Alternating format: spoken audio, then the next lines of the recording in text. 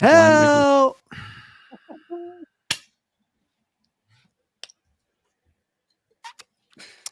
Hello, ladies and gentlemen, and welcome to the 411th episode of the GeekVerse podcast.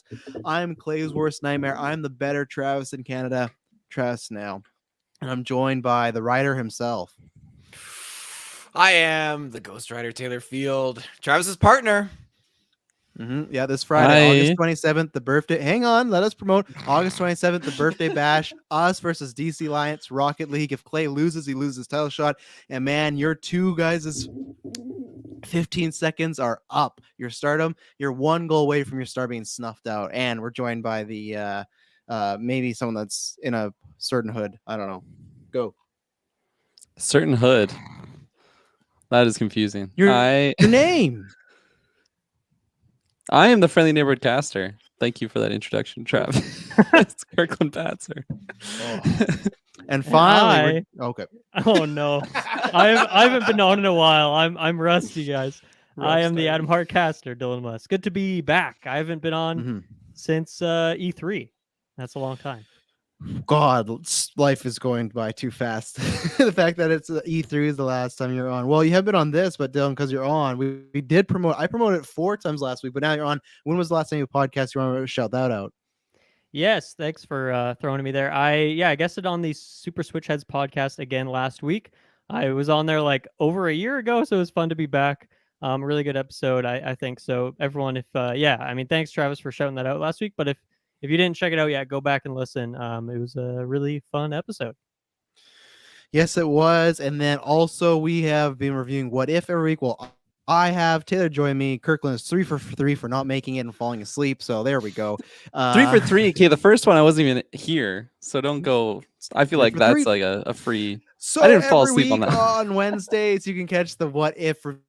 Go check out. We did a big review on the Spider-Man No Way Home trailer. A big thank you to everyone. It's our 3rd biggest day in GeekVerse history. That's behind Endgame and the Loki finale. So that's been really big. You guys gave GUA, our podcast network, their biggest day. So just a big pop off yesterday, or what was it, the 24th. So a big thank you to everybody.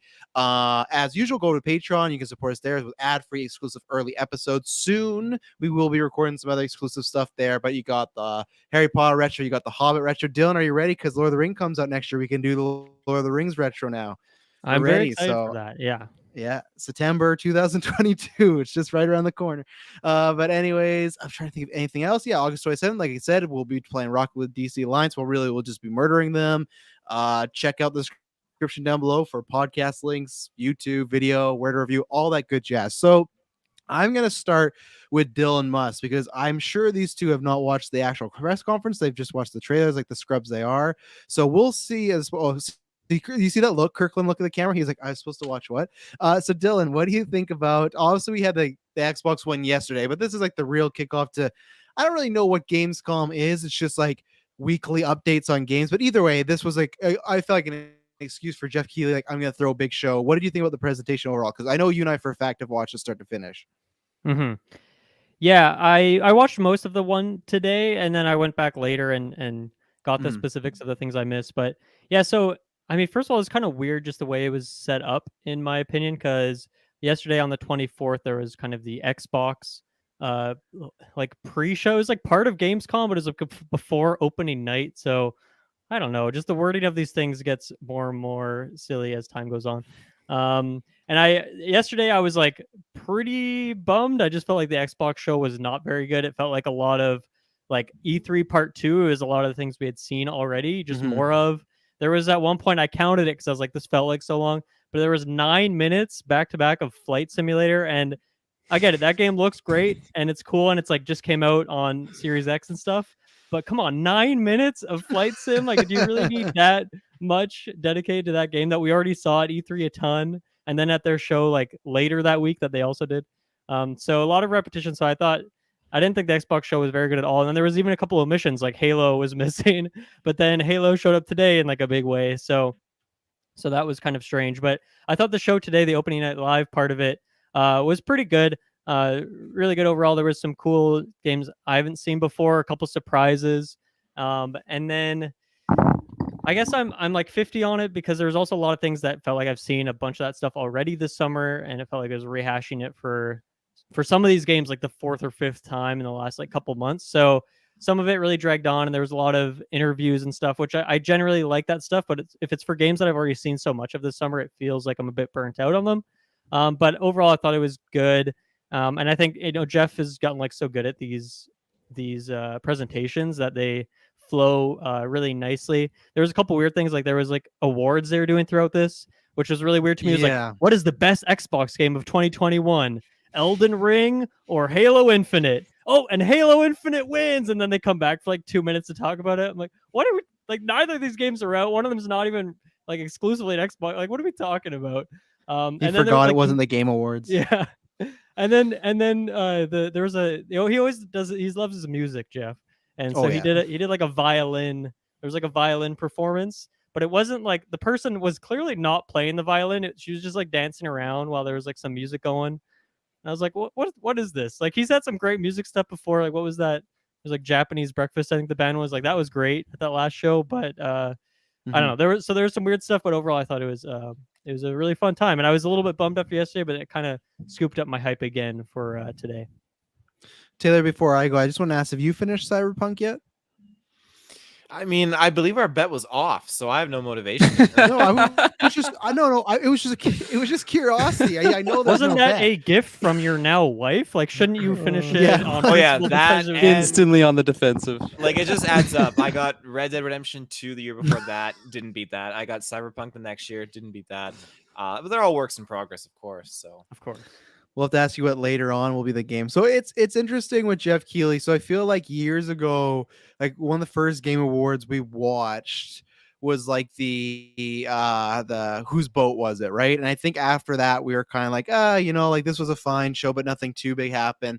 And I don't know why, but I think probably because we had a fun time hanging out. We did it again the next year, and that was the year they had Marvel Ultimate Alliance that reveal, but they also just had a really good show. So I remember being like, okay, he had one kind of mesh. I think it was like he had a good year or show the year before, but we didn't cover it, and then it was a meh year, and then it was a good year. So we're like, okay, we'll keep covering these. And I feel like since then he's just getting better and better. Not every show's a knockout, but I think he's doing a good job of like he has these pillars of like he has Summer Games Fest. He's gonna have hopefully this. He's had this for a few years, but they're like opening live is becoming bigger, and then Game Awards. He has like these 3 things a year which are becoming really big, and we're gonna talk about them. We'll go a little different. We'll talk about the bigger ones, and we'll go some of the smaller games. But I think the fact that you had a Marvel game reveal here, you had Halo's date here, and you had Horizon's date here. It's very interesting that PlayStation didn't do it at a direct, or Xbox didn't do it yesterday. And I feel that shows, especially now with Summer Games Fest being close to E3. Jeff right now has like that hype, and he has that buzz where you want to be on his show to show the date and stuff like that. So I think that's awesome for him, and I love that he has these 3 pillars. As far as the show, I thought it was pretty great up until the ending. I think you just got to flip some places. We'll talk about it. I don't think Death Stranding was the way to end, but at the same point, I get he's friends with Hideo, and like Hideo was the guy that really took a chance on him and gave him a lot of exclusive stuff early. So I get it. We'll get there. But I thought overall the show was paced pretty good. Maybe until like the last half an hour, I thought it started to drag again. I don't know if that was you could have cut some stuff or just shuffled some things around, but a bunch of big reveals, dates, stuff like that. Some cool world premieres. So I think it was a great show. It was obviously, the Xbox One I did not watch because they said they weren't going to show much. And then when everybody was disappointed, okay, I have no reason to. But I thought they did a great job. So I'm not sure, Taylor Kirklin, did you watch any of this? Taylor? No. Me? No. Go to me. I watched the 2.5 hour video today, the opening night live one. I don't know if there's. So I just had it on like my second monitor, and I quite enjoyed it actually. I think it just made me think of like back in the day watching E3, just like it's also like the way that Jeff was able to just like transition from like game to game. I thought it was just smooth, whereas sometimes when we're watching E3s, like shifting to like a new developer or something, like, can just be like really, really either cringy or just like not as clean. But when you have like one guy just like I don't know, bringing on the developers and showing the different games. I thought it worked pretty good. I do agree with you guys what you said on like the awards throughout it. It was just so random. They're like, Yeah. Age of Empires 4, a game that's not even out till October 28th, and then they win something. I was so confused. I was like, what am I watching Pride. here? And yeah, funny you brought up the violinist there, Dylan. When I was watching it, I'm like, this is so weird. She's not even playing the piano. And then there's certain moments I like zoomed in. I'm like, okay, I think she is playing the violin. So I was like, I was so 50-50 on if she was or not. But overall, I thought it was I don't think she was. She was going You to don't a think ham. she I don't know. well, like the movements and everything. And then like, I don't know, whatever it was not my favorite part of the show. But overall, I saw some cool games that I didn't really know about, and it didn't seem to just like drag at certain sections for me personally. Maybe near the end, but also near the end of the show, I was like cooking and like half watching it. So all in all, I quite liked it though. Taylor, we send you up Ghost for Rider. failure. You the lone wolf. Did I watch it? No, but I got all the information from you guys. You guys were providing like a good streamline, and I can't remember who started. I think it was Clay that started the information. Don't like give him someone any in the credit. Discord, someone in Discord dropped the information, and I was like, "Oh right, it's Gamescom today." And of course, they always do this stuff during the day when everyone's working, which makes no sense. But Yeah, I don't understand it. Why not do it at 5? I don't get it. Like more people would watch. I know not everyone's working, but when he does the Game Awards, it's like a good slot, like that 5, 6. It's so weird. 11 a.m. PST on a Wednesday. Okay. So yeah, I just everything you guys were posting, like, oh, Travis is like, oh, we're gonna play this, right? And I'm like, okay, let's look up the trailer. And it's like, okay, there's some cool stuff. There's some cool stuff. There's some other stuff that got me like, super hyped. And I'm happy to know that this event happened and we got all these reveals that have just basically increased my roster of games that I'm going to be engaging in for this upcoming year. And not finishing. You're becoming the new Kirklin Patzer. Well, no, it depends on the game. Like if it's like a massive game like your Red Dead Cyberpunk where it's like 5 billion fucking hours, then I might not finish it. But 5 billion fucking hours. Okay. Well, yeah, I wanted to start with because I wasn't sure who had watched it. So I had kind of listed on the biggest things and then a bunch of the like not smaller ones, but mid tier. And then if there's anything out to shout out, we will. I wanted to start with the main event. And Taylor, I'm actually going to throw it to you first because I got a big smile on my face. So they revealed that, what is it? Fire Axis, right? That's the name of the developers, right? Fire Axis. So we had heard about this. We had talked about this months ago. I think we even talked about on E3 when we were just watching shows and whatnot that there was a rumored tactical game from the XCOM developers doing with Marvel. I would have never thought we got what we got. And when I saw Ghost Rider on this trailer, man, I was surprised. But Taylor, I have to start with you. Anything Ghost Rider related? What do you think? Obviously, you got Ghost Rider in a main role coming up. But what do you just think about this game overall? And is this a purchase for you in the future? Sorry. It's definitely a purchase. Again, like I just saw the image and I was like, oh my god, there's Ghost Rider, holy shit. And then I immediately took my lunch break and watched the trailer, and when I watched he ran I out gotta of go office. eat. Yeah. I need to go eat, boss. Excuse me for a moment.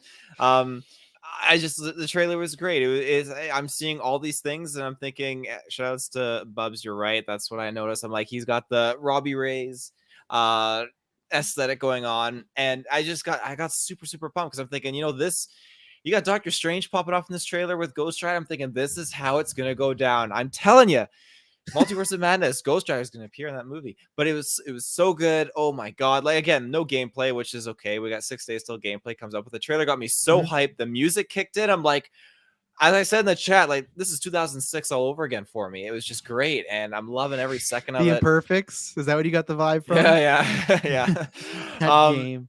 But it just, I love the idea of Marvel dabbling into this tactics kind of style of game. Again, like Gears Tactics, I thought was great, and I'm not like a massive Gears fan, but it got me super excited because of how in depth it was, and that kind of style, I think nowadays can just be blown up into so many different franchises. And I'm astounded that more franchises don't dabble in this. And for Marvel to actually switch it up from being like a fighting game or like an Ultimate Alliance or your Marvel's Avengers game you guys are playing, like to change the norm and do tactics, I think is great. I think that's a fantastic new opportunity, and especially having the character customization. I think was that you that said that, Dylan, where you can create your own characters? I think that's it fantastic. seems like the protagonist of the game is a character that they created and you kind of customized to some extent. Okay. It's Yeah. very strange because they say like you are playing as that character. I think she's like the hunter or something, but then they go, and I imagine maybe because it's teams are like, oh, but the playable characters are Iron Man, Captain America, Captain Marvel, Doctor Strange, Blade, Well- Nico Minaro, Magic, Robbie Reyes, Ghost Rider, and Wolverine. So they say it will all be playable. And it seemed like there was like a big focus on choosing your squad. So there'll be like a roster, and then you choose 4 of them maybe, and then it just like, I don't know, putting them on missions, I imagine, will make them stronger, and that's kind of like your main group. I don't know. It just sounded really, really cool. Just from the video that I was seeing, I did not think that this was like the same guys that did XCOM. So I'm really excited to see what the gameplay is. But the trailer overall, I loved it. I maybe like the song choice, it was kind of taking me out of it a bit. Oh, but all in all, I Sandman. yeah, do you I think don't that's foreshadow that Sandman's going to be a big villain in the game? know. He's the big I hope bad. so. But when they did like that last pan out shot, and they're all wearing whatever their outfits are, they just look super, super sick. Oh, That Wolverine outfit? Oh my God, gosh, so yeah. cool. And the Iron Man one really got me. Like the black and gold look. It looks so cool. I'll throw this to you guys or the people that have played XCOM. What do you think about, they did an interview with Polygon and they said in quotes, there are 0 mechanics shared between XCOM and Midnight Suns. And I feel like that's 0. a little that's what I'll throw the article in the YouTube. No, I chat believe and you. we'll That just makes me wonder if it's not going to be a grid or turn-based strategy game, because tactics generally means those two things. And they've said it is specifically an RPG tactics game, which not all tactics games usually are or necessarily are. But I mean, yeah, that really makes me wonder what it looks like, or if it's more just like the turn to turn, like the specifics. Because I know one of the things that was controversial in XCOM 2, which I didn't play, I only played some of the first one, and I ended up bouncing off of it. And I think one of the big reasons was I didn't vibe with the setting so much. So obviously, just switching to the Marvel setting, I'm so much more into that. But one of the controversial things they did in XCOM 2 is having like a timer essentially. So you have to complete the level in say 10 turns or something, or you lose. And people really didn't like that. So I wonder if they're more getting that kind of wording out there to make people not think of maybe the XCOM 2 downstep that seemed like some people thought of the series. Like, seems like most people really like the first one. And I think maybe they eventually kind of got the favor back with like some DLC or more stuff with XCOM 2. But I know it was rocky at the start. So I wonder if they say it for that. But it really makes me curious what kind of tactics game this really is then, if it has 0 mechanics in common with XCOM. Like, do you think that's a possible way? Like, because like I feel like tactical has an audience. I'm not saying it's niche or anything, but I feel like it's not as big mainstream, right? Do you think there's maybe some, I don't want to say like dumbing down, but maybe more way to like mainstream this? Like, hey, this is Marvel. A lot of people are going to try it out. Kind of like tactics for dummies in a sense. Like, that's what I'm wondering. I don't know. I feel like I feel like it's hard to make a tactics game that's really that dumbed down. Like, I mean, I guess Mario Rabbids kind of did that. They didn't even really dumb it down. They just made it seem more accessible, and there was maybe less like, or you didn't need to play with the unlockable stuff to like beat the game, I guess. But I don't know. I feel like I don't know how you can go from XCOM to really dumbing it down. Like, I feel like they've so much established themselves in that world or that kind of gameplay style. So I don't know. I think they'll at least try and make it for everyone. I need to ask something. How are we spelling sons? Because that's not how it's spelled in the comic books, but they're spelling it as like the sun, as I've seen. Interesting. Because someone had just brought this up in the chat, and it's like, that doesn't make much sense to me at all, that it's suns like the weather. All right. Right. Okay. Anyways, so I'm just having a brain fart of like, why is that's because I'm looking at the poster and I think, well, I'm not sure because the logo the logo is a sun, right? But then if you look at the logo of the game, it's over top the N and the O or U. So is it covering up the rest of the O? Well, no, like their website is Midnight Suns, SUNS, midnightsuns.2k.com. All right, that doesn't make much sense to me. The property's SUNS, like the Maybe they comic couldn't book. get like the trademarks. Copyright. Well, they They said can they get the worked with Marvel on trademarks. it. Like, obviously, yeah. It's okay. Anyway, so I need to do. They said it was not a mistake for the spelling. Clay says, "All right, okay. So That's weird." I'm gonna say that in terms of the like sharing zero mechanics with XCOM thing, I hope that's a quote taken out of context in some way. I'm thinking like it's got to be turn based, but maybe it's not as grid focused. Like maybe they're kind of bigger areas that aren't necessarily confined to these little squares that you're walking around on, or maybe it's like hexes instead of squares, and that's how they can get away with saying that kind of thing. But I feel like it has to be turn based to really be a tactics game. During the course of the game design, Solomon said his team had to throw away most everything that had come before.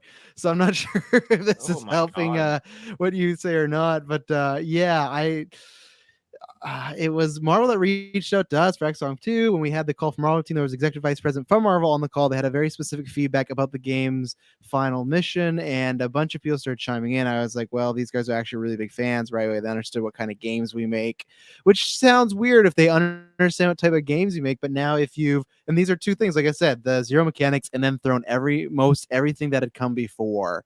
And it's kind of, if people are, I put in the live chat, it's right in the middle of the article, just after the pictures of Lilith and everything. That's a strange code, because I guess I have nothing to base it on because I've never played a single one. I don't know. Like, is technically Battlefield Middle Earth, that's a tactics game, right? No, that's a real-time strategy. RTS, yeah. Then I think Tactics is like Final Fantasy Tactics, Advance Wars, Fire Emblem, that kind of thing. I probably played Final Fantasy at some point, like that, like in the past, but it's been very long, so I have nothing to base it off. So it's strange that I feel like everyone's like, yeah, if you're gonna do tactics to get the Xbox team, that'd be the way to go. And now it's like, well, no, we're not doing anything of that. That's fair. Like I said, my prediction is show even just an ounce of gameplay in these kind of things. I mean, we'll get it next week, so I guess you don't have to wait that they get long. us talking. Yeah, exactly. But that's why they don't. For more. Yeah, that's why they don't, because that might have killed the hype, right? I think that's why they almost stayed away from it. We'll see. I'm excited because September 1st is not that long away, so I don't think it's like they're hiding the game. I think it was more just like with the flow of the conference. But I think if you show that type of gameplay, it might turn off some people right away. Where if you just show Midnight Suns, and then like it's all the characters right away, you're like, oh, what's this? You're interested, right? That's a good point. I mean, Marvel, in these sizzle reel things, we usually see just like tons of big action set pieces, and that probably doesn't show as well with a turn-based tactics game where Wolverine moves across the field, then Doctor Strange walks across the field. Like, it's probably just not as hype of a trailer. So I think maybe it works better for them to just have this, get the name out there, get people wondering if it's Suns or Suns, and then next week show some gameplay so that people can actually know what to expect, which is not that long to wait. And then, I mean, the game, it really comes out in March. That's really not that far away either. So I think that's a good amount of turnaround time from announcement to coming out. And it's interesting that with Guardians as well. They just announced that at E3, and that's already coming out in whatever it is, October. Yeah. So and that's I like that Marvel's doing that. Yeah, I don't have much out on the game other than I'm gonna try it out. And I guess thinking about like turn-based, I've never played tactics, but I guess the most would be like Knights of the Republic, like that for me. But as far as tactics, I'm interested. I've always wanted to jump in, and this gives me a reason to. I'm just enjoying what Marvel does. They have Avengers, which not make a huge comeback, but War for Wakanda reviewed very well, and people are enjoying that. You have Guardians coming out. You have Spider-Man, like that came out. You're gonna have Spider-Man 2. You have that mobile game, which I won't be playing, but there's lots of hype for it. I hope it comes to console, that like Marvel Revolution or whatever it is. It looks really fun. I want it to come to consoles. I hope it does. So I just like that they are, like Taylor was referring to, they're dipping their toes in all these different genres, very much like they did with the movies.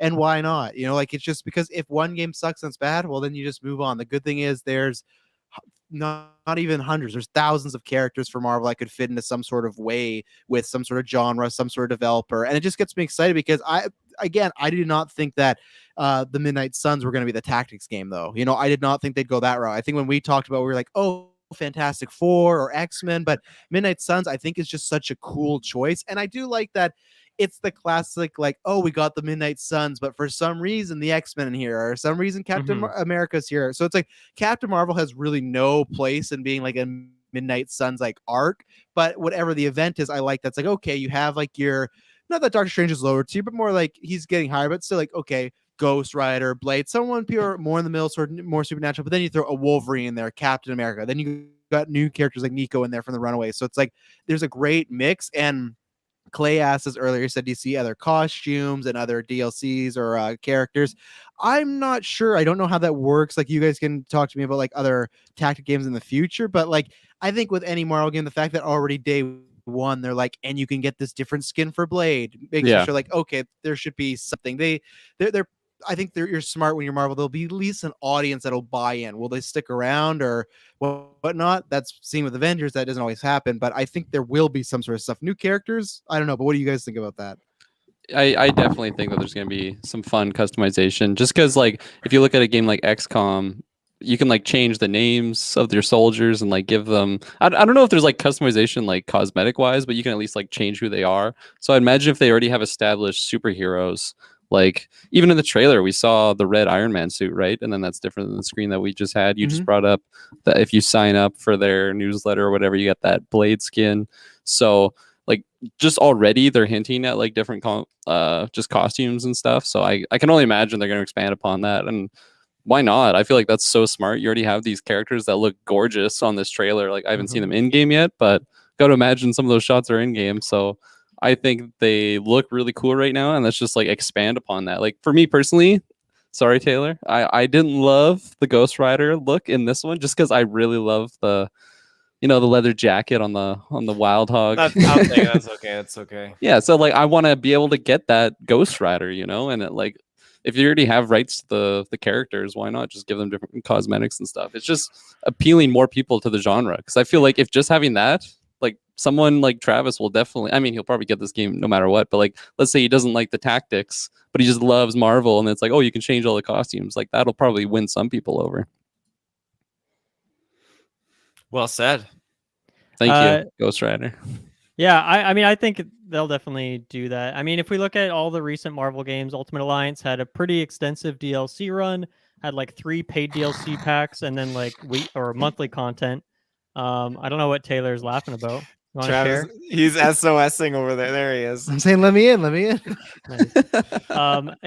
Marvel's Spider-Man had a bunch of DLC for it. Miles Morales hasn't, but maybe, and I don't think they will at this point, but that is also kind of like a half-step sort of game. Obviously Marvel's Avengers has like a bunch of DLC stuff coming out. And what other game is there? You got Guardians. You mentioned that yet? Yeah, well, I was thinking about like DLC specifically, so we don't really know about that yet. But yeah, I guess the point is they're doing all these games have content post release, so I'm sure this game would as well. What was I going to say?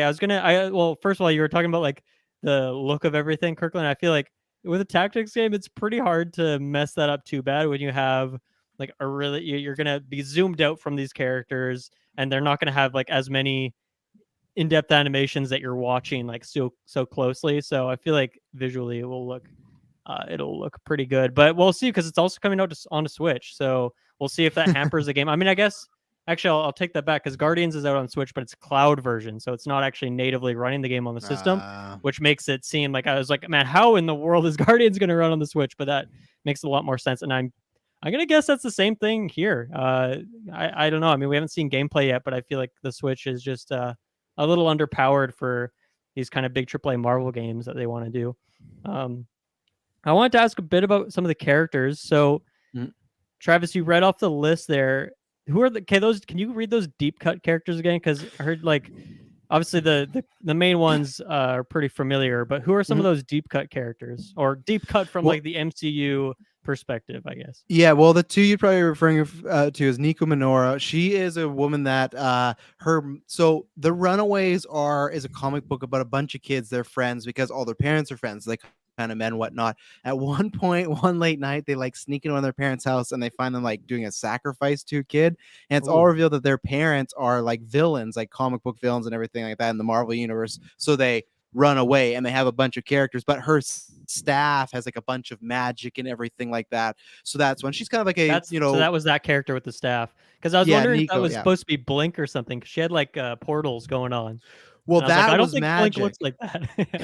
that was magic. So she also has a staff.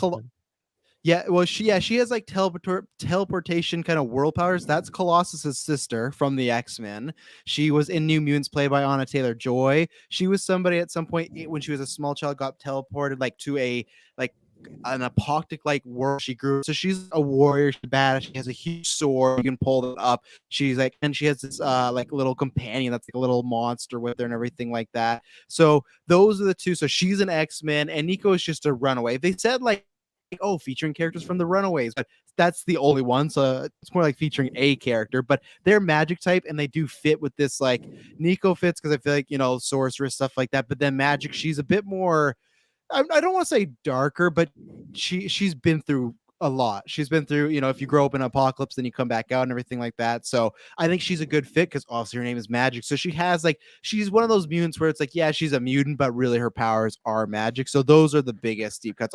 Obviously, you got like, and Robbie Reyes, for people that didn't know, that is the Ghost Rider that comes a few iterations after Johnny Blaze, almost said Johnny Cage.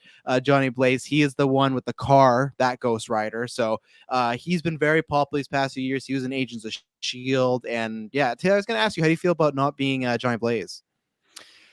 For story purposes, I'm okay with it because I think I want to know more about these other riders, and I think this is a great opportunity. And I don't at all dismiss the fact that they would put in Johnny Blaze's skin, like we're talking about with the skins and stuff. So I think that I'll be able to play as him. I honestly am hoping that they would even throw like Cosmic Ghost Rider skin in here and just go like off the charts. Yeah. So I got a few more questions about this, but we're gonna get to that after our first ad break. All right, we're back. Yeah, and this was kind of what you guys were talking about with XCOM, so maybe I missed it, but Clay asked, is XCOM a game that had DLC and does it make sense to keep adding characters? Is that something that is kind of made sense in the past, or would this be more of a rarity? XCOM had like, I know, pretty significant DLC that was almost essentially a third game in the series. And I think there was 2 DLCs, maybe the other one, I don't know if it was as big comparably. I don't know if they had new characters in there, but I'm sure they did. I mean, with Marvel, man, skins and new characters, like, you gotta add that stuff in DLC. That's the bread and butter. You know, like, they gotta add that stuff because that brings people in. Someone sees, oh, Hulk's my favorite character and I can use him in this tactics game now. I'm gonna buy this game tomorrow, and it works. It works. So I don't know. 100%. I think you're gonna get DLC unless this game. I was gonna say even if it bombs, but I mean Marvel's Avengers had like all this plan to do stuff in advance, and they always do. They always have these plans before because they expect these Marvel games to do well enough. And with this game being on every single system, not an exclusive, it's gonna do well enough that they can easily justify at least a couple DLC packs.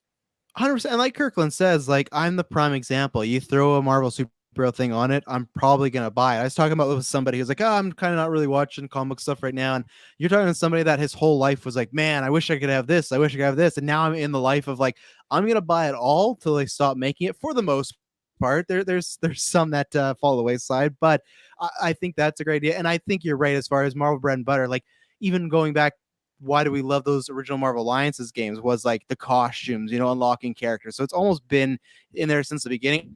I will say, and this is obviously who I would pick for my first DLC choice, I will say the second we had the Midnight Suns title and we did not have any sight of my boy Mooney, I was pretty disappointed. I'm not going to lie, especially because, like, I guess Captain America's the brawler, but I feel like that could have been Moon Knight's role as the brawler, you know? He'll come out in Midnight Moon. He's not Midnight Sun. Oh, thanks for that one. That's good to know. But yeah, I just like all these people, like Doctor Strange Magic, Nico Magic, Robbie Reyes, I feel like is going to be like kind of a brawler, like with his chains and everything. I guess you got Wolverine and Cap, so I understand. I guess you do have a few brawlers there. Wolverine's like the quintessential brawler, but that's who I'm hoping is Moon Knight, because especially the amount of skins he could have. I'm trying to think. I wanted more Elsa Bloodstone. We got her Marvel Alliance. She'd be tons of fun. And Punisher, of course. Punisher, I think, is like a go-to in this. I'm trying to think of anyone else. Like Werewolf by Night would be good. But yeah, Moon Knight's my main one that I hope we get. If I have one draft pick for who I would get, especially because like he's a part of that like storyline, and like he was a part of that like big arc pushing up, and then it didn't really go. And it's funny, the writer of the original Midnight Suns, because the comic book was pitched and came out and didn't do that well, so it got canceled. He's like, oh, so now all you want Midnight Suns, eh? But like he was a part of that original lineup, so Moon Knight is kind of my guy. Yeah, I definitely like to see him. And I mean, Punisher Punisher is a shoe-in. Like, yes, he's kind of in this Midnight Suns thing already, but also he's just like an XCOM character. Like, he's just a white dude with a gun and grenades. Like, you could just copy paste that direct. They're saying you can't bring anything over from XCOM. I will, wager that they could copy one of those characters just by default. Give him the face and the skull, and then he's good to go in there. So I'd like to see him for sure. Let's see. Anything else for Kirklin or anybody you'd like to see as far as a DLC brought in? I don't know like who would be under the Midnight Sun category, but if I'm just going like anyone, any wish list, I feel like it'd be go really anybody. cool. Captain Marvel there, Yeah, I feel like I would go like Venom or something. Do like a big brawler or something. That would always be a fun one. Again, like I'm so curious as just what the gameplay is going to be like how different like a melee unit would be as opposed to like a ranged. So that's just I'm really excited to see that. I hope I'm not like super disappointed when I do get that reveal. But I think it would just be cool to get different like classes of units where like you do get that in XCOM, but it's like machine gunner, like rocket launcher guy, like just like the different weapons. But like I feel like because there's so many different types of superheroes, you can get really like creative in the combat. And a part of me thinks that it'll be like I don't know what you would call that term, like a three, like same thing, like help me out here, Dylan, like what's it called, like for Fire Emblem it's like swords, axes, lances. It's just like the three types of triangle, like the triangle. Thank you. So like I hope it's not just like that, but I could totally see that being the case because it is a tactics game. Because I just want to see a bunch of different classes that'll really make it feel like you can get creative when you're building your roster of superhero team. Yeah, it's like it makes so much sense. It's like I can't wait for this. It just seems like such a no-brainer that these characters could be so unique, and I like that. It's not like even just those archetypes. Like even within the archetypes, they can have their different styles.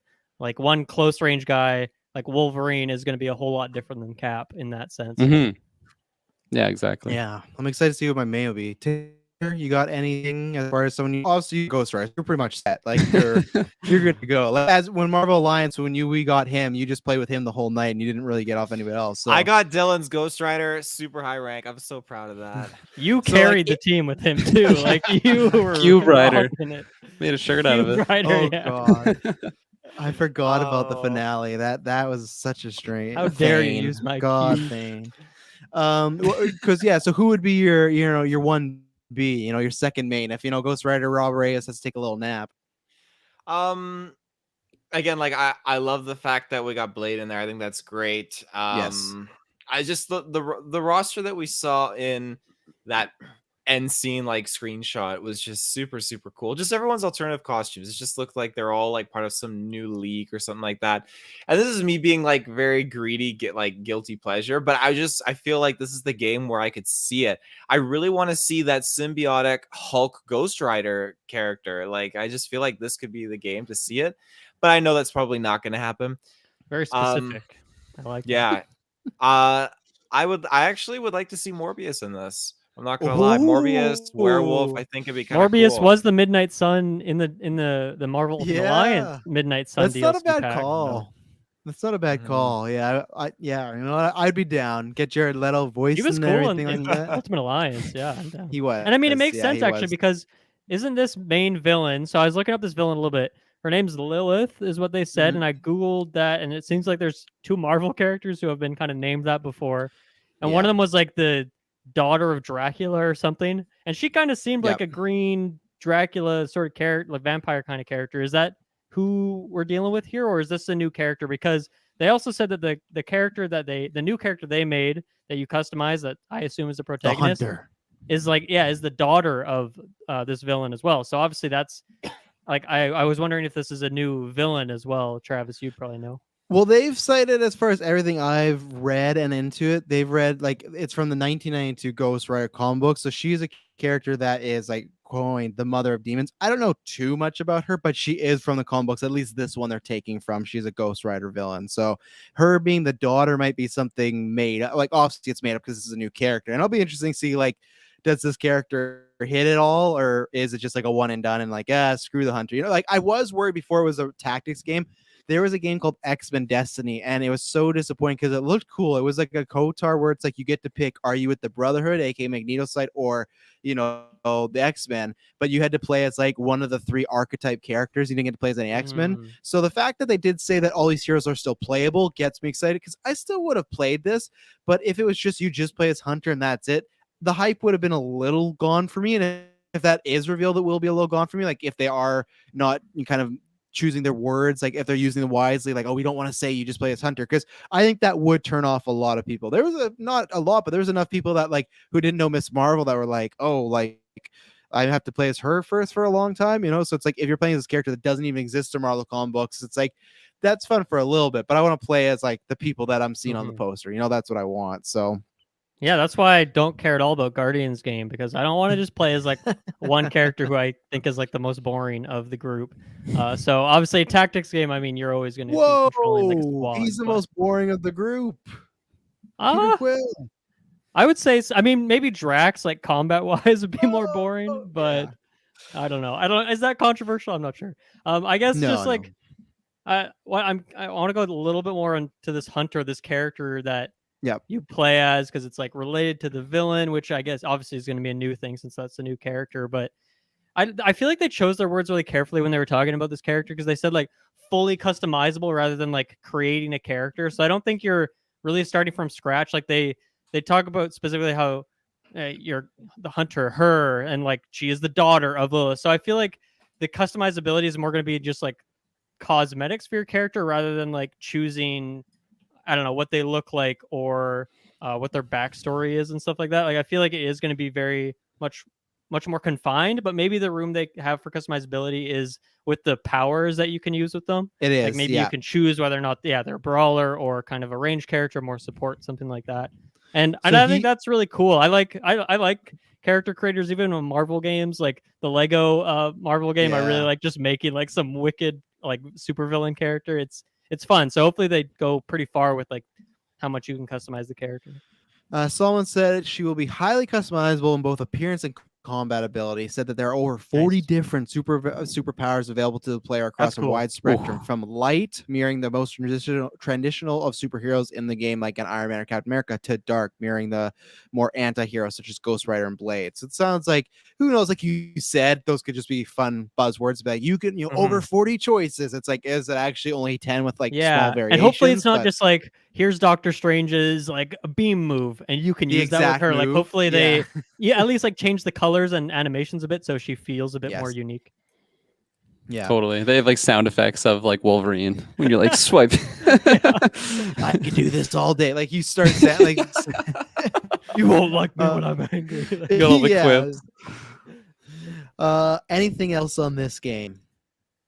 We're at least excited somewhat. I know for me and Ted, it's a day one. I guess I could ask that. Yeah, Dylan, is this day one for you, or you got to wait and see more? I love tactics games. I've been a big fan of like I love Ultimate Alliance. I love Spider-Man. Yeah. I like Avengers enough, so I'm definitely in on the Marvel stuff. And yeah, tactics, like sign me up. I'm super down for this. Tactics, is there any online, or is it just you doing your solo stuff? Yeah, from the games I've played, some of them do have online, but it's always like a secondary feature or something that it seems like people don't really touch a whole lot, and it's definitely not the priority. And I don't really see it for this game, at least at launch. Like maybe it's a mode they add later on, but yeah, I don't see it. Well, then I'm sure one of us will stream it if we're not streaming together. But Kirklin, is this a day one for you, or is this one where it's a day one and then the week of you go, I don't know? I'm going to see what the gameplay is, and then I'll get back to you on that. I should do that too. Well, that's a good plug. I haven't pre-ordered.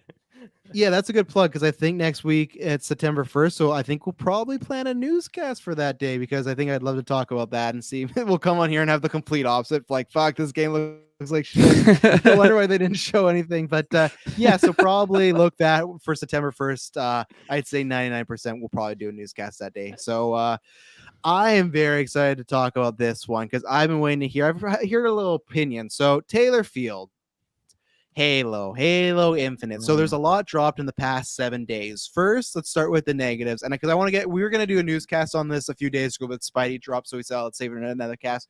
So we had the news that rocked the internet on Friday, which was no multiplayer campaign at launch and no Forge. And then a few days later, we got the Xbox Con. There's nothing there. And then here you get a spiffy new controller. You get a new, console, which, looks nice for everyone like that. And then we get the date of December 8th. So where are you just on Halo on the whole right now? We got a few more months till it's out. What are you feeling on it on its 20th anniversary? I've heard that one before. A few months till it's out. You heard that 2 years ago. Yeah. With Halo, again, the biggest thing that shot themselves in the foot with the last game was no couch co-op. That was such a big kicker. I remember like Jessica talking about all the time, and it was a big thing for me. Halo is iconic for couch co-op campaign. That's the thing. And they just totally disregarded it for whatever the reason was. It's bullshit. And this was supposed to be one that brings it back and just is for the fans. And for them to just launch the game's campaign with the release and just come up with some bullshit we want to focus on the core campaign itself. No, you make sure that couch co-op is there. I just feel like that's just a big mistake. And again, now that aside, Forge has become, again, that wasn't there in the first Halo, but it became such an iconic feature in the later Halo games. And now to axe that, when you're dealing with a game that's supposed to be an open world type aesthetic for Halo, I feel like that's a very, very big mistake, because you're dealing with, there's so much new opportunity for them to have Forge for this game. So that's out of the question now. The only thing that's really holding me in is the multiplayer content that they've been showing, the verses and stuff. That's got me actually really excited. And then their season 1 cinematic they put out actually did get me pretty jazzed up for it. But I'm gonna need a little bit more. I feel like either way, I'll be getting it on Games Pass. I'm actually contemplating buying it outright still, because I'm a collector and I got all the other Halo titles. And I just like having them on the shelf. But you should get that controller. That controller is so nice. I know. I do like it. I've already got a Master Chief controller, and now it's not the same. It's nice, but it's not the same. I know, and I can't even fathom what the cost of the other controller would be. But yeah, well, that's what my main question I was going to ask you. It was if it was still enough bad news to deter you if you had to play full price, but clearly it's not that bad news for you. Not enough to No, I think it's ridiculous. I'll buy the game either way, because I'm just like Call of Duty. I'm a glutton for punishment with Halo, and I think again it's a mistake. They've alienated so much of the fan base that was coming around, giving them a chance. Again, the multiplayer reveals that they showed not too long ago, it built up hype and it was getting attention. People were interested, and now they just totally killed it. So, yeah, all I'll say, because I've, as always, never played a single Halo game in my life. I've maybe had it in my hands for a few seconds, stuff like that. This won't be the first one. All I'll say about this, the controversy, just strange when stuff is, and people are hyperbolic on Twitter and online, so we get that. But it's bad. I don't follow many Xbox people, and all I saw on Friday midday was the complaining about this. And I think just the only thing that fascinates me with Xbox, they had this killer E3 conference, right? I probably argue their best one they've ever done.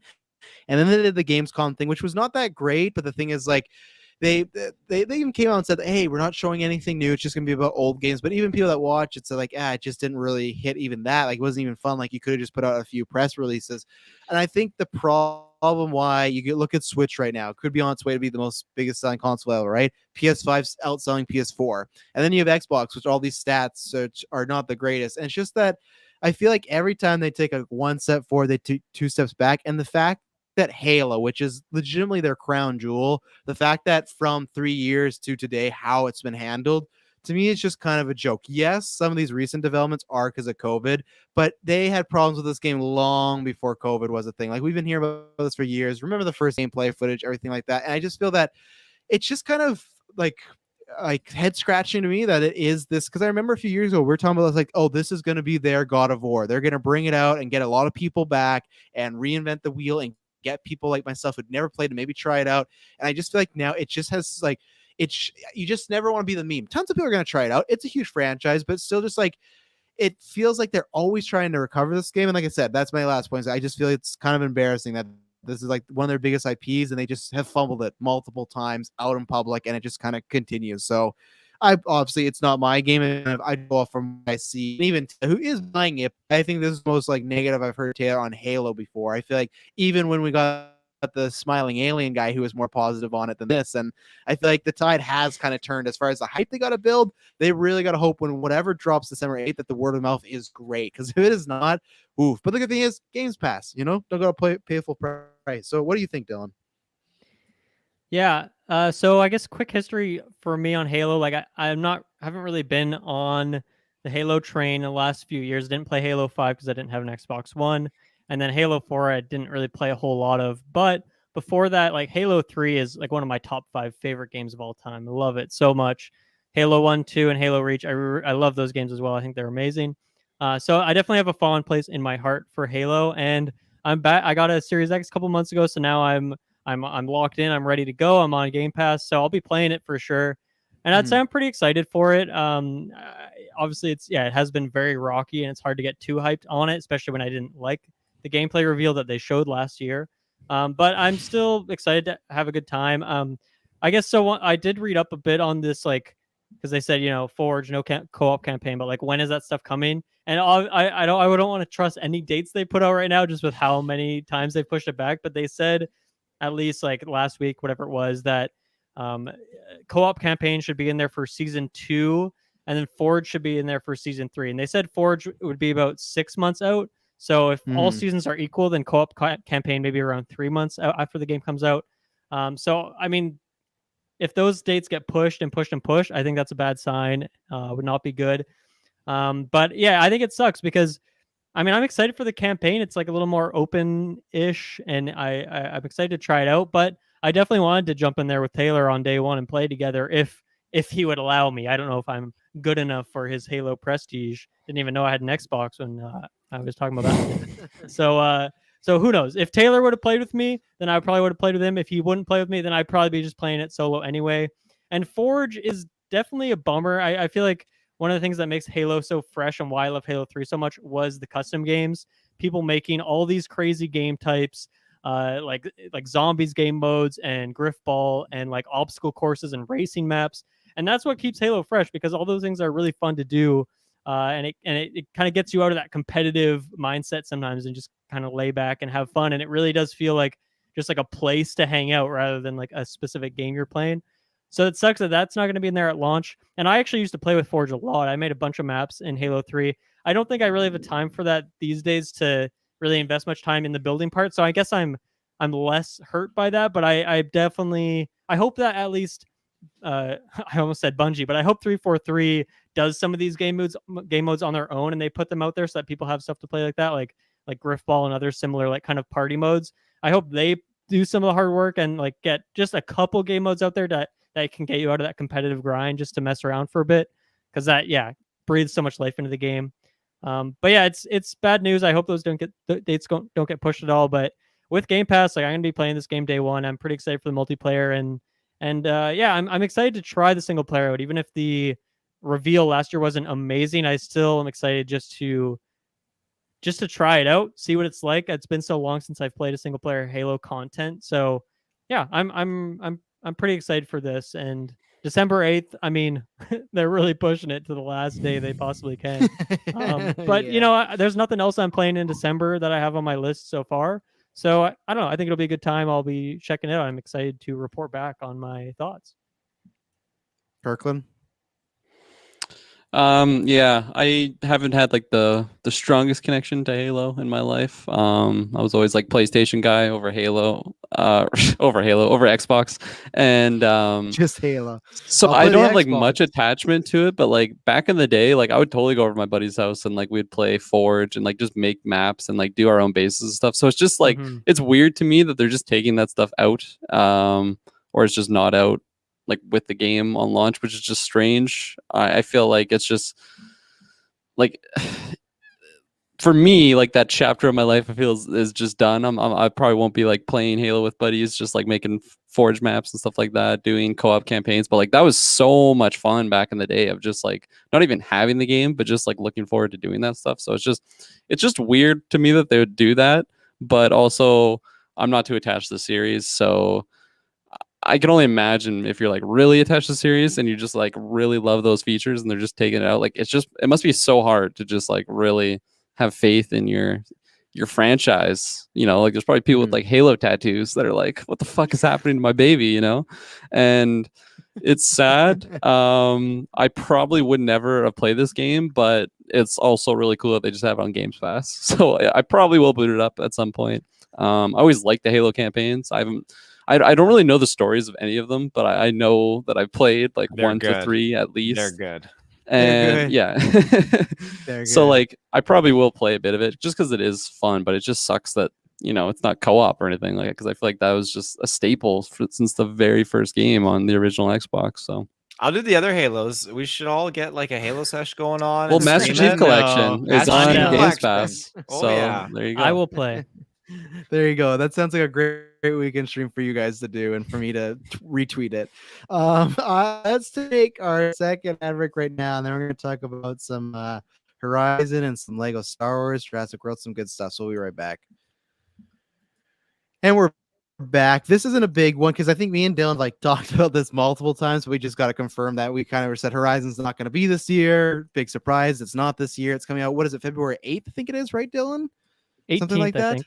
18th. Okay. So honestly, this date does not bug me because the fall's already so crammed with director's cuts and new games and all this sort of deal. So and it's kind of fitting. That's when the first game dropped. And that to me is like a good cushion. It feels very much like the March, like Midnight Suns game, where it's like, not that it's been delayed, but just like that feels like March. Okay, that's possible. It could come out. Same in February. It's like, okay, so that means we got a little bit of August till September, October, November, December, January, like 5 more months till pretty much 5.5. So it's like, okay, I feel confident. And they were saying, oh, we feel very confident in the game. So I'm hoping it happens. They showed some fun stuff like we can swim now, Dylan. I'm pretty excited about that. But yeah, this is a day one for me. I don't hate the delay because, like I said, I think February is a good slot for it. But yeah, officially come out February 18th. What about anything to say, Dylan? No, I don't think so. It's nice to have a date, and I feel pretty confident that that date is going to stick. They wanted to get it out this year, it didn't happen. So I feel like, you know, putting that cushion there. Yeah, you're right. It's nice. The last one came out at the end of February last year, so it's nice. I'm excited for this one. I think I'll be more excited when we're closer to it, but it's nice now that we actually have a date to look forward to. Talking about dates, Taylor, you got a date for a game that I'm kind of surprised. I swear I thought that it was coming out next year, but Jurassic World Evolution. I don't know if any of us have anything to say on it. All I'll say is, I think we said this last time, it was really E3. This looks like a very fun game. I would love to play it if it was on a Games Pass, but for the full price. Game Pass, please. I would love to try it on there. So maybe in the future, but so Taylor, this is coming out in November. So is this a day one for you? I feel like it is. You talk about these games all the time. Yeah, it will be.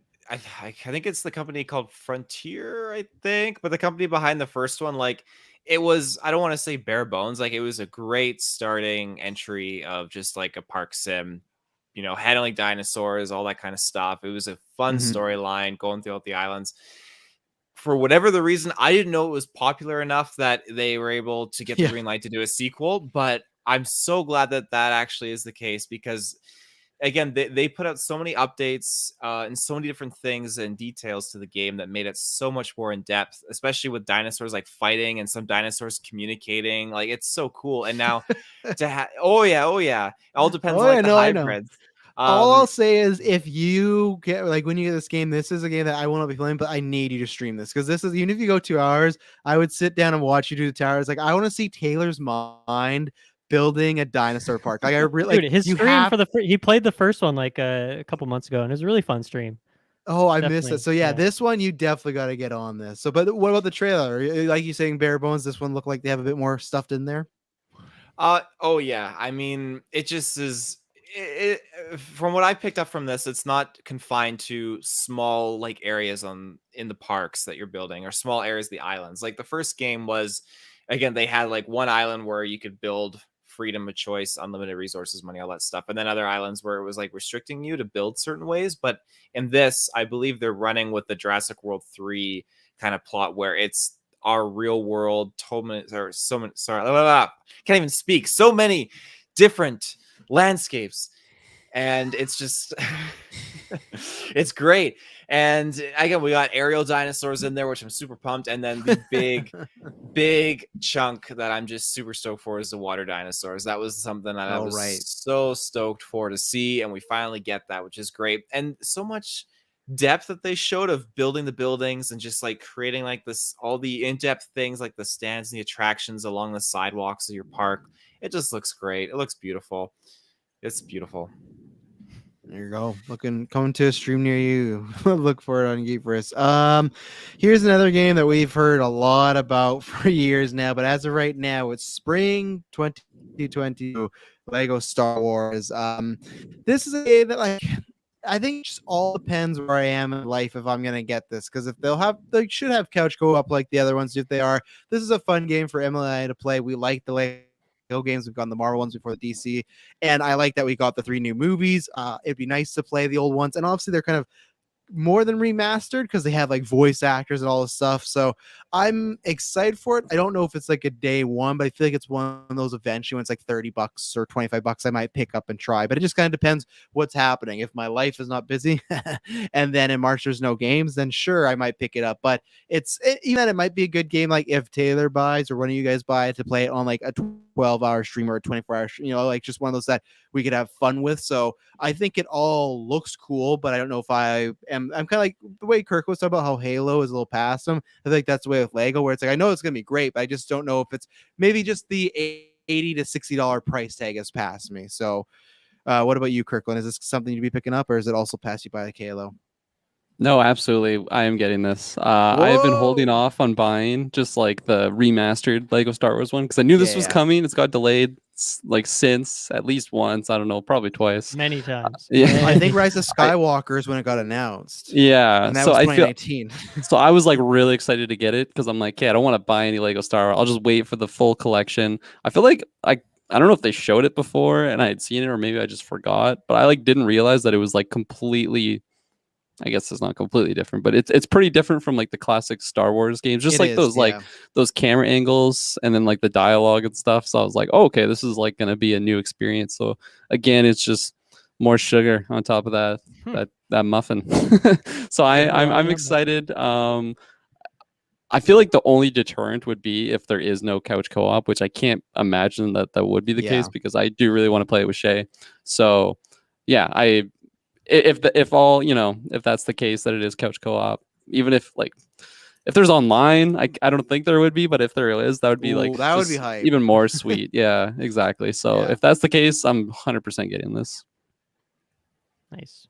I'd say I'm excited for this one, but it's just been delayed so many times that I'm not gonna. I don't know. I'm trying to hold back until like. And I don't like that they just said spring. Like, that just doesn't make me feel confident that they're going to hit it. However, I will say this is a game that, and I mean, generally, if a game gets delayed, it doesn't make me worried for it. It means they're taking the time to make it a good game. I feel like this one, it makes so much sense that it's getting delayed. There is a lot of game in here. There's 2 full games plus, I think for the newer movies, they did like 2 separate Lego games, right? So... Am I right? I think they only did Force Awakens, didn't they? And they never did Last Jedi or because I remember I didn't buy Force Awakens because I'm like, oh, I'll wait till all 3 are out, then I'll buy it together, Yeah, so I mean, they're remaking 3 games, and they're remaking these Lego Star Wars games. Those are the first Lego games. So they're fucking old, and they needed this, and they're definitely going through the effort to do that. So I mean, between like remaking 3 whole games, 2 of them are like GameCube era, like really old games. Adding new movies, probably. I don't know how much they're gonna add of like Solo and Rogue One and those other. Just the 9 movies. Just the. I know, but I mean, no, they're adding characters. They're adding more DLC. They're adding for Mandalorian and Bad Batch DLC. Right. They're adding DLC and it's not, But see, those are the shows. They're not doing any of the other movies yet. Or have they announced Solo or Rogue One? I mean, at the very least, they'll have the characters. That's what I'm saying. Like, there's going to be some content in there. And then, I mean, the TV show stuff. Like, I feel like Mandalorian, they have to do. That's just such a popular show that they at least need the characters in there. And then, they can add some levels in, which, I mean, we've talked about how much Mandalorian is like a video game TV show, so that would be really cool as well. So I'm pretty excited for this, and the graphics look amazing, and I think they just need a lot of time for this game. There's a lot of game in there, I'm at an all-time low for Star Wars hype. I really couldn't care less about Star Wars right now. So this is like the one thing that's kind of keeping me going. I am really excited to play this one. Yeah, I just want to wait and see, because I recently, like this year actually, I played a couple of the Lego games. I played the Harry Potter ones for the first time, and those are really good. Then I played the Incredibles one, and it was awful, like really, really bad. And my guess is because it was one of those, it was like a license game thing where they had to have it at the same time as the movie. And so it was probably just really rushed development. They didn't have much time, but not a good game at all. But that's why it makes me feel confident that they're taking so much time with this game. And I think it's going to be a pretty badass game when it finally comes out. I mean, you're just at least copying 2 games that were already great. I love those Lego Star Wars games from back in the day. So yeah, I think this is going to be awesome. And hopefully that spring date means like early spring, and hopefully that stays. Dylan, what are you more down on, Star Wars or Incredibles? Yeah, I mean, I feel like Incredibles is just such a short saga. You know, we got two things. Whereas Star Wars, it's like, now what am I even doing here anymore? You know, these movies just keep disappointing me. So probably Star Wars, but I don't know. I didn't watch Mandalorian season 2 or Bad Batch. Maybe those were good. Don't worry about Bad Batch. Taylor Field, how you feeling? Because you've said a few things, but how are you feeling about this? I feel like this is a clear day one for you. Well, I'm not gonna lie. Like originally, it was not a clear day one because I just thought I wasn't super sold on it. I wasn't super into it. Again, like the last Lego game that I bought was Lego Jurassic World, and that was the fucking cheese. Let me tell you. So when it comes to is that a good or bad thing? Oh, it's 100% good. Okay, just check. When it comes to this trailer totally sold me on it. Star Wars is a thing where they play that like signature song, and they did it in like the Force Awakens trailer and a few other mediums. They did it in this trailer, and I'm like, well, shit, Yes. nah, I'm sold. It just gets me, and oh yeah, just knowing that the DLC and all that stuff is going to be in there. Again, it's literally everything, because I mean, I wasn't sure about the Rogue One solo, but I mean, I looked it up and it's in the deluxe edition, so it's literally everything. So I'm so stoked, because again, like you guys mentioned earlier, you got that character customization that they introduced back in like Lego Star Wars 2 for GameCube, and then in this, like I just can't fathom like you're going in to do all these missions and you get to play as, I mean, the character roster is going to be through the roof. I just can't fathom it in this game. It's going to be legendary. So I'm just beyond ecstatic. And the space stuff too looks so good. Actually jumping from planet to planet. Yeah, it looks so cool to do that in a Lego game. I'm just all about that. Yeah. Well, we'll see if it hits that spring date. This is the next big for me. Stranding director's cut. I loved everything in here. I just love that Kojima has this game. I also love that every week he tweets out, I wouldn't have called it a director's cut. We know Hideo. We know the Sony force on you. It's okay. But like, I just love they're like, oh, you can build racetracks now. And look, you can do tricks with Sam and all this stuff. Like, and then like the fact that Hideo, because he cut this trailer, is like, oh, let's emphasize these 10 new tracks. But that's a big thing to him, right? Because he's showing Sam in his room and everything. Like, it's just such a, like, it's not a niche because it's sold like well enough, not massive, but I feel like it's just so Kojima that I love. But what I was really waiting for, and I loved all the like new carry-ons and new things with the bot, everything like that. What I was waiting on, what they hinted last time, was, are we going to get new missions? Because it's funny that Hideo's kind of hinted at like he would never really go back into the world. He kind of made it sound like Death Stranding would be a one-off. But this mission still might be a one-off, but I didn't even think there'd be any like story at all for Hideo to tell. So the fact that they're like, oh, you're in this facility and there's something going on, and there's just these dead bodies wrapped up with all these guys with guns, and they said it's more like they even used the word like action stealth, so it's hitting that like Metal Gear Solid vibe. And it's funny because like most previews for the game before it came out were not action based. This, you're showing him sneak around, take out people. So right, I liked everything, but I was like, okay, where's the mean potatoes? And right when they said new missions, I was like, okay, this is exactly what I want. I can't wait. This is a game that comes September. That's why I think definitely will take a little of the back burner, because I'm ready. I've not touched Death Stranding in a while. I'm just going to jump in there and I'm just going to spend like a month in Death Stranding, because all the stuff that's being added is great. It's yeah, I can't wait. It's like I've said before, it's either my favorite game or my second favorite game of all time. So it's like this was kind of a given I would get it, but everything looks great. Again, I don't think they need to end on it, but I feel like it's almost like hey, I'll end with it here. So then when I get your actual big game, like the next game, it'll feel a bit bigger. But I feel like you could have put not Halo for Horizon, because I guess they were just dates and whatnot, but I think you could have ended with like Marvel. You could have ended with, I don't know about Call of Duty, but there's a chance you could have ended with, you could have even ended with Skywalker. I just don't know if this was a huge oomph, because I feel like most people that got it have got it, other than Kirklin, who keeps like threatening he's going to get it, but will never happen. But this just looked everything I wanted. Like every Kojima bone, it hit. So obviously, Dylan, we don't know for sure. As right now, they kept saying PS5, so we don't know PS4. But if it does come to PS4, is this something you're going to be interested in, or you think you can sleep on it?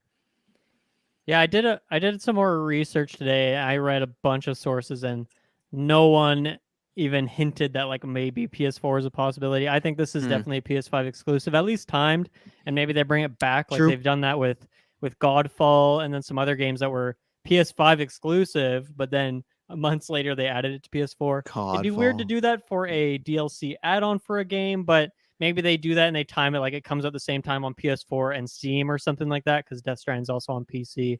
Not sure, but I hope I can play it at some point, because it does look great. I mean, most of the big things to me were in the last time we saw it with the racetracks, which just looks like, who would have thought that this game would get racing and customized racetracks added to it?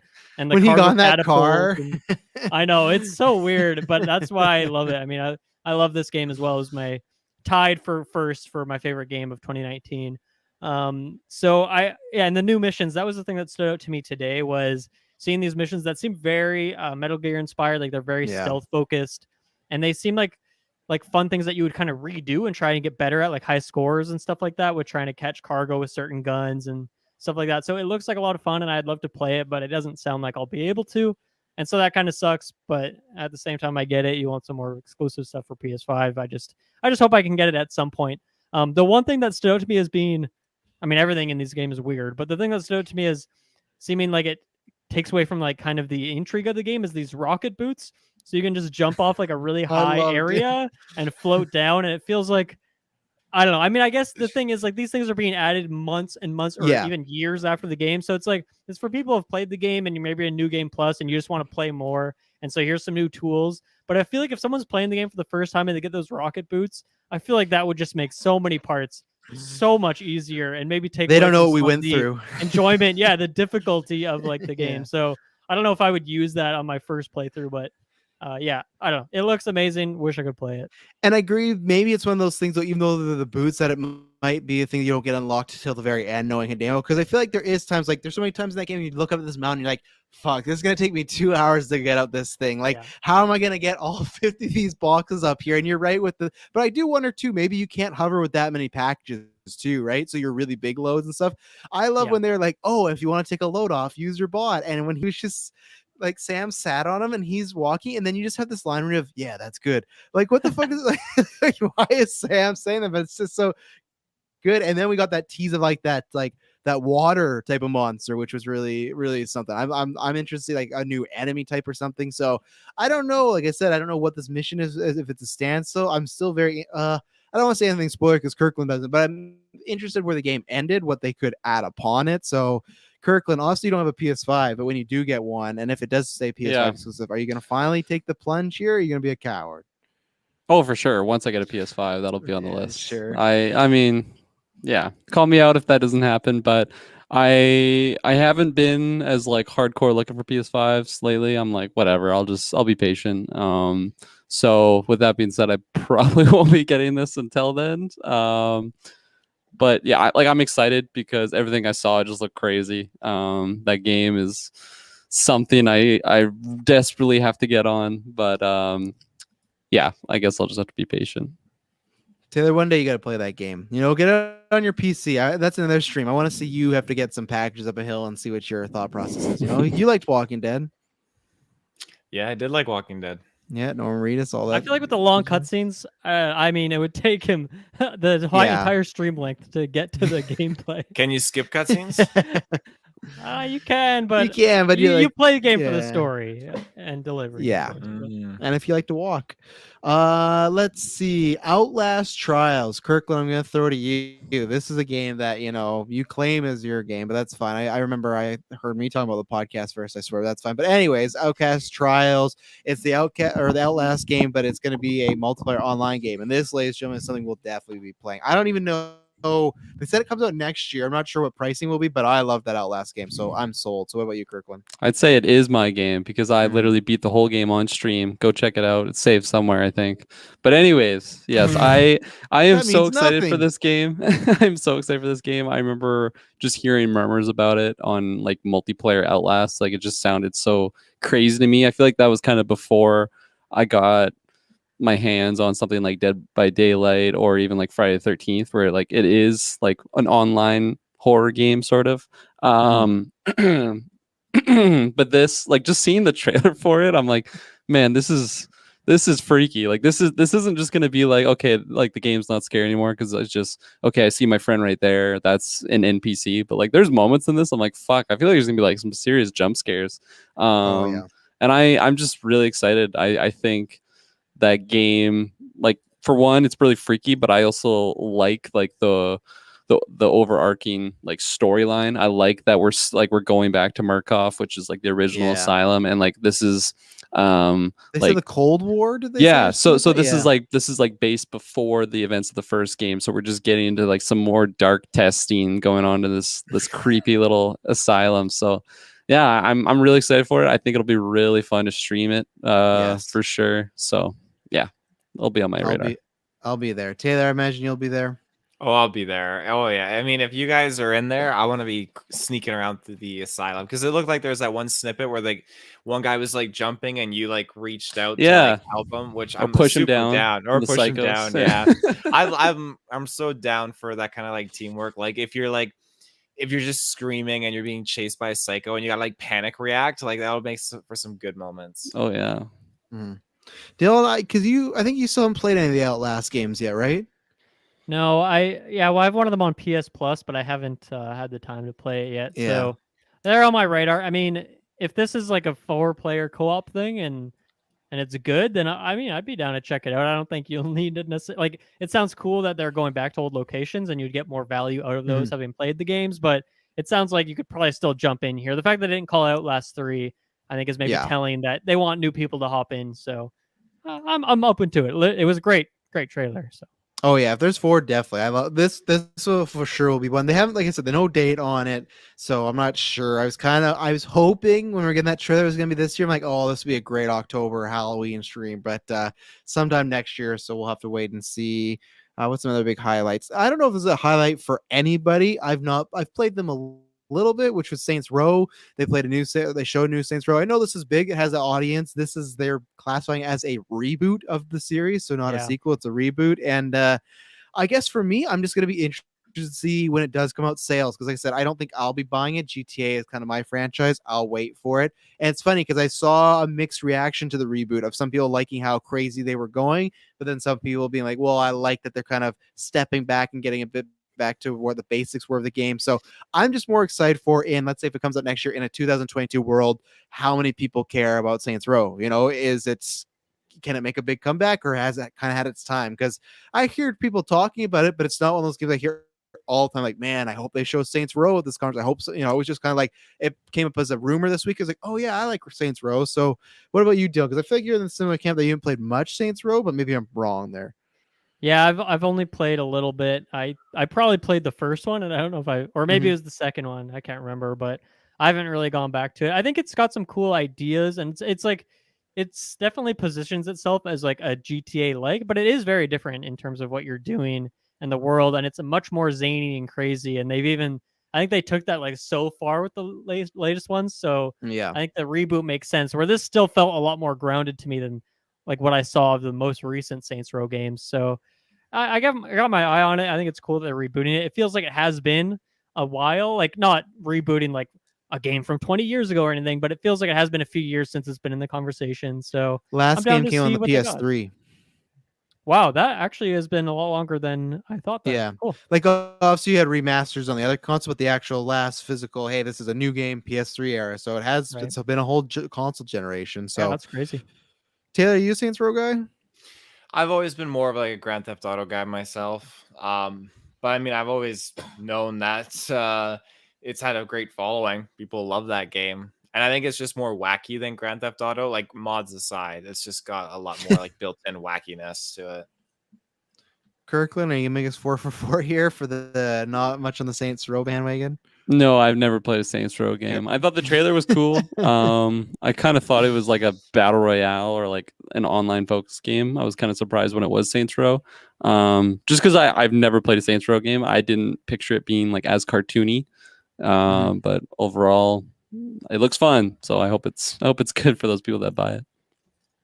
And then the last game, because now we can start showing out games that we like. Because I know there's still Call of Duty, Taylor. You'll talk about that's a big game for you, so that's why I didn't put it in the list. But for me, I'm not gonna be playing it because just PC. I mentioned in the Discord, but A New World, that Amazon game. It was interesting because I knew they were getting into it, and then I heard like, okay, this is Amazon Games. We got that cool games logo, which is just Amazon with games, but still, it's like, okay, I meant cool in the sense of like it's good branding, because right away you see it and you think Amazon, and that's what they want you to think, right?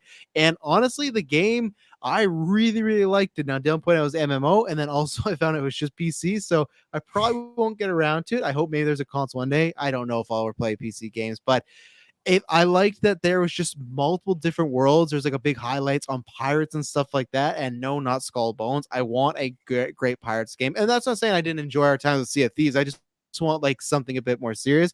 But it's like all the worlds it was showing, I think it reminded me a lot of Elden Ring, where it was like the world building. Elden Ring felt a different, higher scale, but just like, okay, this looks like a cool world that they clearly know what they want to do with. So if it ever comes to console at some point, maybe I would try it out based on reviews. But I really, really like the look of this. It was, and especially now in the future, if they start making games for consoles, at least Amazon Games has done something that intrigued me. I will follow up on this to see what people think about it. But I really, really like the trailer. And like I said, I was a little bummed when okay, it's not coming to consoles. Did anyone have anything to mention on A New World from Amazon Games? Nope. Just like the world look really cool, like what you said. I can definitely see the similarities to Elden Ring, just for how like wild and like big it looks. Yeah. Now whatever you want to, Taylor, did you have anything to show with Call of Duty? I mean, PlayStation's got the beta that's popping off, or the alpha, I guess is what it's called. But Let's go. I've got mine pre-ordered. I'm good to go. I'm looking forward. Well, I'm not looking forward to it. I'm gonna mini rant here. I think them choosing the route of World War II is just trash. I think it's been oversaturated now, because not even like 3 years ago, they literally released a game, Call of Duty WW2. That was in like 2017, 2018. So I don't know why we're back there again. But that was World Wildlife 2, though, Taylor, not World War II. Yeah, it was you versus really the complaining jungle. about Call of Duty doing the same thing as they've done? They just pre-ordered it. Honestly, I know. Honestly, though, I want them to do something like present day, leaning more into like the space, like Battlefield. That game is gonna do so well. But haven't they done that too? Like, wouldn't you? Yeah, they have. Making the same complaint no matter what. Like, they've done everything at this point. I need it to be alternating, like with a 5-year span. Like, it's too soon for World War II. Like, we just got Cold War. Let's go into the future. The quantum realm. Let's go there. Oh boy, yeah. I don't want to drop the $80.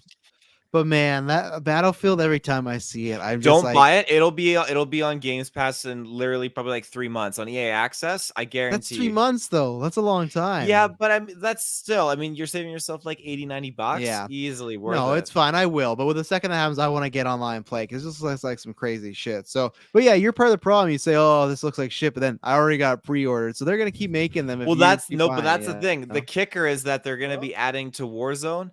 If they weren't, I wouldn't have invested in it. So that's the thing. I'm a I don't sucker believe for you. Warzone. I don't believe you for one we second. play Warzone literally once every week, Travis. Is so Warzone free? Yeah, but not some of the guns. Yeah. Oh, okay. The goodies. The pay to win. I get it. That's just what you use. That's your scapegoat now. Is Warzone? Holy new fuck. Warzone. Jesus, what's up? Ghost Rider is in Taylor's podcasting room.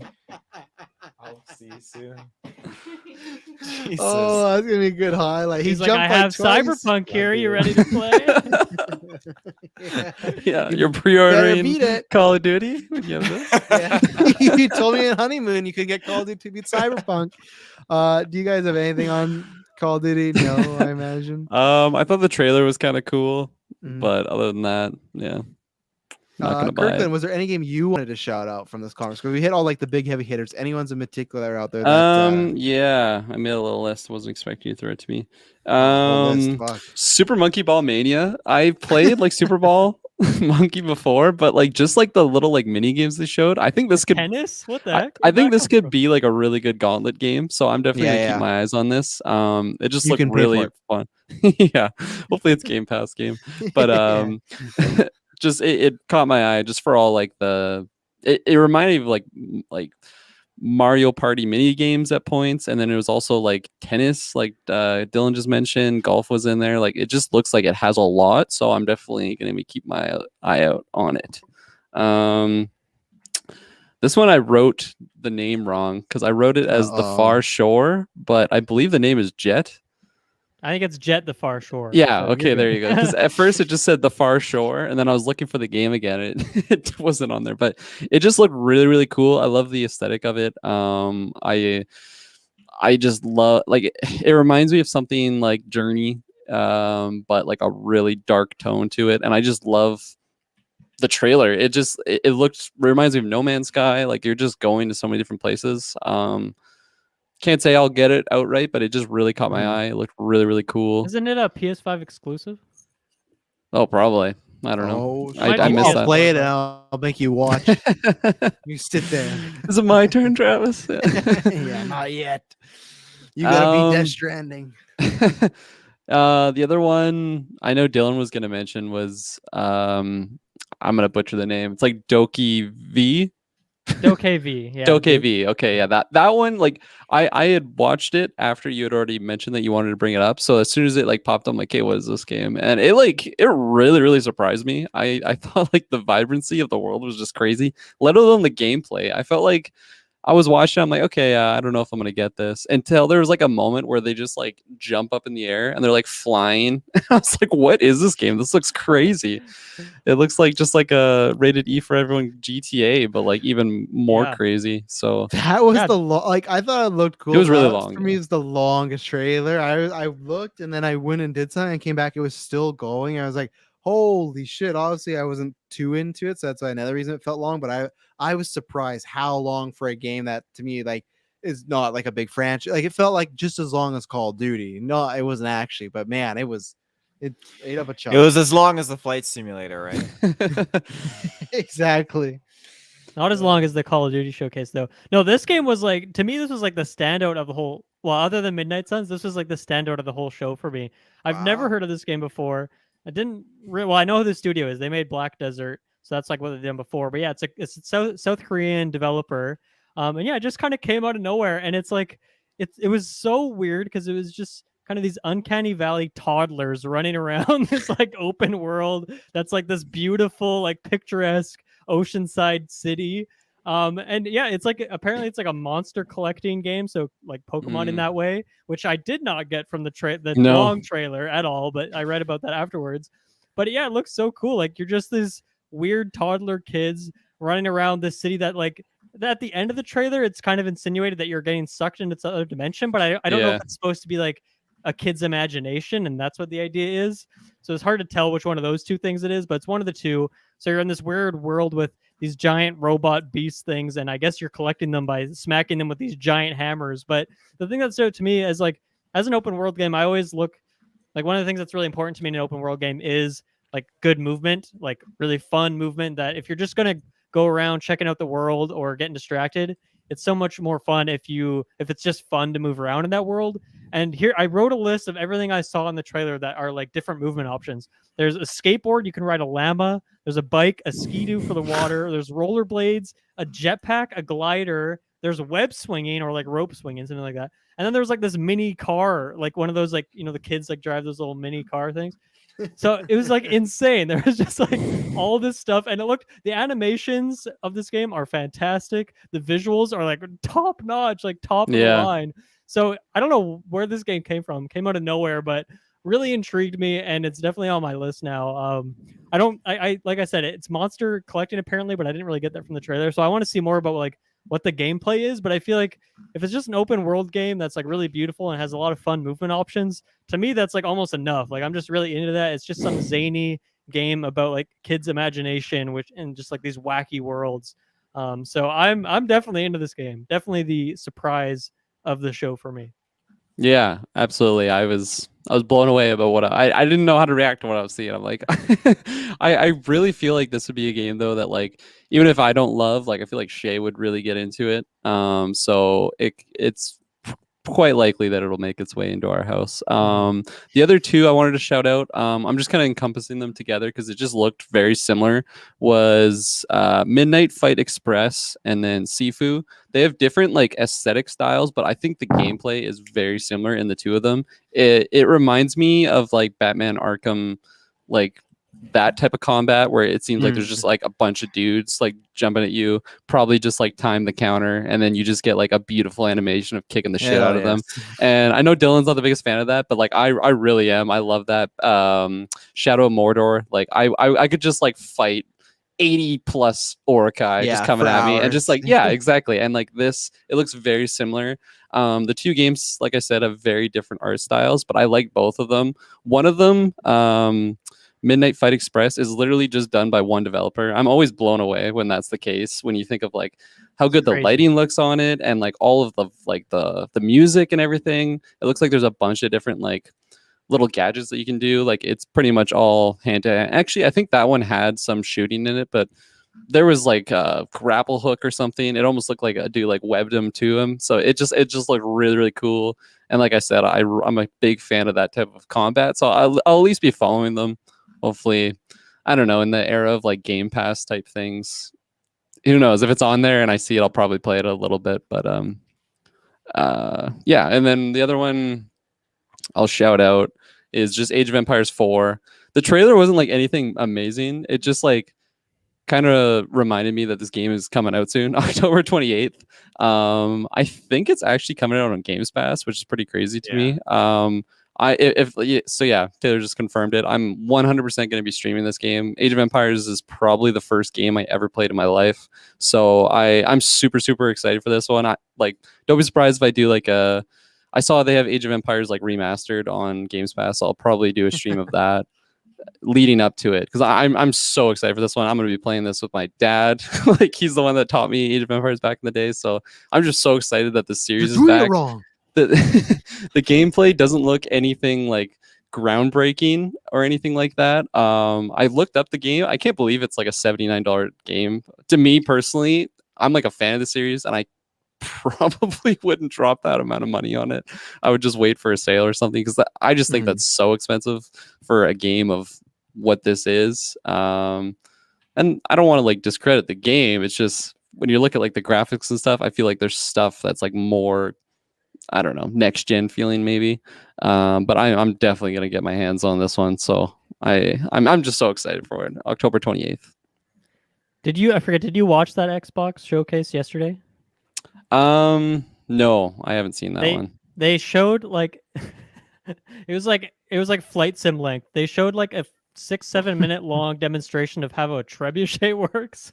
Oh yeah, like live action. No, like live action. Like they had some lady who's like an engineer or something, like demonstrating the process of like how a trebuchet works. Like, and then I guess they used that as for like animation or something for the game. And I was like, what the fuck? Like this is cool, but why is this? Guys, why are we selling like the PS5? Why is this in this showcase? Like this is something you do throughout the week with like you're sitting down with a developer and you're like, wow, we put this cool video together that we used in development, but it's like, why is this in this main headliner thing? It was kind of cool, but yeah, I don't know, really bizarre. Travis, I didn't hear about that. I didn't. Oh yeah, go back and watch it. It was pretty wicked. And then they talked about Age of Empires 4 for like a lot longer too. So like, okay, I'll have to check that one out then. Yeah, it's definitely worth it, I guess, if you're into that. The main thing I wanted to talk about was Dokev. Also, I guess if you want to check that out, it's spelled Dokev. It's just pronounced like that because I guess it's South Korean word. I don't actually know what it stands for, but everything. Yeah, Midnight Fight looked really cool to me as well. Cult of Lamb is kind of like this roguelike. Yeah, I was gonna shout that one out too. Town builder game. I don't know what you'd call it other than roguelike, but it looked cool, right? Absolutely. I love it reminded me very much of like Castle Crashers or something like that type Yeah, of art definitely. style. But I found like the depth, I don't know if that's the proper term for it, or maybe just like the lighting that they chose for it. It just looked so like next gen to me, which is funny for like what the art style is, but it just looked so polished. And I thought it looked really, really cool. And I was like in it from like before they even showcase like the town building and stuff like that. So it just seems like another game that just has so much features for it, and the gameplay looked fun to me. It'll probably be single player. I got my fingers crossed that it is like couch co-op or something like that, because again, that would just be another reason to, I don't know, Shay and I could play that one together and have fun with it, because I just think the art style is enough that you like it. But I love how like it was very, very cute, but like a tinge of like Dark Souls or something too. Like it was very like dark. Like the trailer starts with the lamb like getting like executed on the block. So they went there. Yeah, it's like very dark, but I loved all the characters and everything to it, and I just thought the art style was just beautiful. Are you watching the trebuchet demonstration now? Is that what you're laughing about over there? I watched a little bit, yeah. It's good stuff. It's pretty impressive. It's informative. The last game I'll shout out is the TMNT Shredder's Revenge game that we've seen a little bit before. Yeah. I'm not a TMNT guy, but that game looks awesome. Like the animations, the pixel art, the vibrancy of it, it looks awesome. If it's like, I mean, I hope it's in Game Pass. It seems like that sort of game. I'd like to try it out. I don't know if I can spend $80 on it, but if it's a lower price game or Game Pass, I might check it out. It looks really fun. But yeah, I think that was the last one I wanted to shout out. I'm broken. I can't go anymore. Taylor, did you have anything to shout that was from here that we hadn't covered? No, I mean, I'll piggyback on that TMNT. You can play as April now. Plays April now. I think that's pretty cool. It's definitely something I'd like to dabble in. I love Ninja Turtles. Nice. Do you? Oh yeah. Which one's your favorite? My Donatello. What color is that? He was gonna say Michelangelo. I was gonna say Michelangelo. Yeah. I like Donatello. Yeah. I'm gonna be honest. I don't know a single one of them. What's the blue one? Is that tell you the names of each one? Leonardo. Yeah, he was always my favorite. Just because you know, blue's the superior color. So. Do you know the red one's name? Since you're in red. So there's Donatello, Michelangelo, Leonardo, and that guy who's the red one. Oh, come on, Raphael. Oh, you gave it to him. It was on the top of my tongue. He was never gonna get. Well, what was his weapon? While I'm asking, the size. The size. Like a sai. I thought that was the blue guy. Oh no, the blue guy had swords. Okay, swords. Yeah. There we go. His size. Like, anyone who's a TMNT fan is now unsubscribed. They're like, who the fuck are these schmucks on this podcast talking about this property? I know Shredder. He's easy identifiable. He's getting revenge, I heard, in this one. It never goes well for him. Well, ladies and gentlemen, we did it. We talked about a lot of games, had a lot of fun. I think it was pretty good Gamescom overall, you know, for opening night live. And that's what I said, lots of announcements, lots from the show. So obviously throughout the weeks, I guess we'll be getting updates. So we'll probably incorporate any big stuff into newscasts and everything. Like we said, next week, look out for September 1st or September 2nd, whenever it drops. We'll probably do one on some of that Marvel gameplay. And yeah, anything else to say before we get out of here? No? Well, thank you everyone for tuning in. And we promise we'll hear from us next, and it'll not be boring. Bye-bye. See you later.